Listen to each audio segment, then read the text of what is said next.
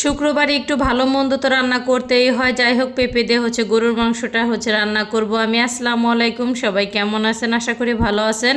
আমি আল্লাহ রহমতে অনেকটা বেশি ভালো আছি। তো প্রতিদিনের মতন কিন্তু আজকে দুপুর থেকে ভিডিওটা শুরু করে দিলাম। আর অনেক দিন পরে ছেলেকে দিয়ে গরুর মাংসটা কিনানো হয়েছে। যাই হোক, তো অন্যান্য বাজার ভালো মতন আর কি করতে পারে মাশাল্লাহ দিলে, তো গরুর মাংসটা দেখে শুনে আর কি কিনতে পারে না।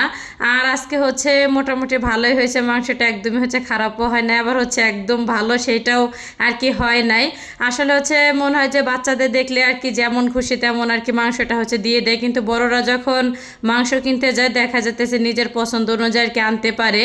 যাই হোক, তো যেটা আনছে সেটা আর কি আমি রান্না করতেছি। তো এমনি মাংসটা আর কি আমি রান্না করতে চাইছিলাম, তো আমার হাজব্যান্ড বলতেছে পেঁপে দিয়ে গরুর মাংস রান্না করো, খেতে ভালোই লাগবে। আর পেঁপে দিয়ে তেমন সচরাচর আর কি মাংস রান্না করা আর কি হয় না, তো হঠাৎ করে রান্না করতে গেলে মনে হয় যে কেমন হবে আর কি। তো গরুর মাংসের ভিতরে কিন্তু দেখা যাইতেছে আলুটা আর কি একটু বেশি দেয়া হয়। এই তো মাংসটা কিন্তু সব ধরনের আর কি মশলা দিয়ে আর কি মেখে ঝুঁকে বসিয়ে দিলাম। তো হাত দিয়ে কিন্তু মাখে নিয়ে চামিচ দিয়ে মেখে দিলাম আমি। আর গরুর মাংসটা আমার কাছে মনে হয় যে এভাবে রান্না করা যায় না কেন, খেতে কিন্তু ভীষণ আর কি মজা হয়। আর আজকে কিন্তু শুকনো মরিচ আর কি বেটে গরুর মাংস রান্না করতেছি।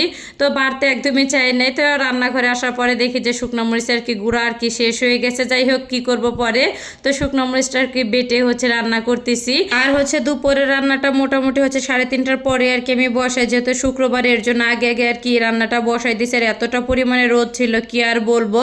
যাই হোক, তো পেঁপেটা আর কি কাটতে বসে পড়লাম। আর পেঁপেটা কিন্তু অনেক অনেক বেশি আর কি ভালো ছিল। আর বাজারে গেলে পেঁপের মনে হয় যে অভাব নাই বললেই চলে। প্রতিটা সবজির দোকানে পেঁপে আর পেঁপে বললে আর কি চলে। আর সবজিগুলি এখন দেখতেও তেমন কেন যেন ভালো লাগে না, কেমন যেন সুইটার সুইটার কি সবজি। আর সবজির যে পরিমাণে দাম বাড়ছে কি আর বলবো। তো মনে হয় যে এখনো 2-3 মাস আর কি সবজিটার দাম অনেকটা বেশি থাকবে। আর শীত না আসা পর্যন্ত মনে হয় না যে ভালো সবজি আর কি বাজারে পাওয়া যাবে। ততদিন পর্যন্ত অপেক্ষা করতে হবে, কিচ্ছু করার নাই। যাক, পেঁপেগুলি কিন্তু অনেক বড় বড় আর কি ডোম ডোম করে আমি কেটে নিয়েছি। তো ফার্স্টে তো ভাবছিলাম পেঁপে সেদ্ধ হইতে না জানি কতখানি আর কি সময় লাগবে। যাই হোক, অনেক তাড়াতাড়ি আর কি পেঁপেটা সেদ্ধ আর কি হয়ে গেছে। যেহেতু সচরাচর তেমন পেঁপে সবজি আর কি খাওয়া হয় না বললেই চলে, এর জন্য আর কি একটুখানি ডাউট লাগতেছিল। আর এদিকে কিন্তু মাংসটা সুন্দরভাবে কষানো হয়ে গেলে পেঁপে দিয়ে তো নেড়ে চেড়ে তো ঢাকনা দিয়ে ঢেকে তো মনে হয় যে 8 থেকে 10 মিনিট আর কি আমি রান্না করে নিছি।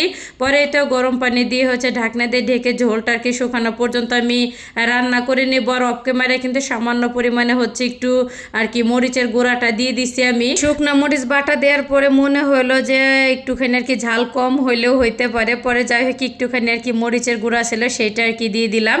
তো সুন্দরভাবে কিন্তু মাংস আর পেঁপেটা সেদ্ধ হয়ে গেছে। তো নামানোর আগ মুহূর্তে গরম মশলার গুঁড়ার জিরার গুঁড়াটা দিয়ে তো নেড়ে চেড়ে আর কি আমি নামিয়ে নেব। আর পেঁপে দিয়ে গরুর মাংস রান্নাটা খেতে কিন্তু আসলে অসাধারণ আর কি হয়েছে। তো ভিডিওটা আমি এইখানে শেষ করলাম। সবাই ভালো থাকবেন, আল্লাহ হাফেজ।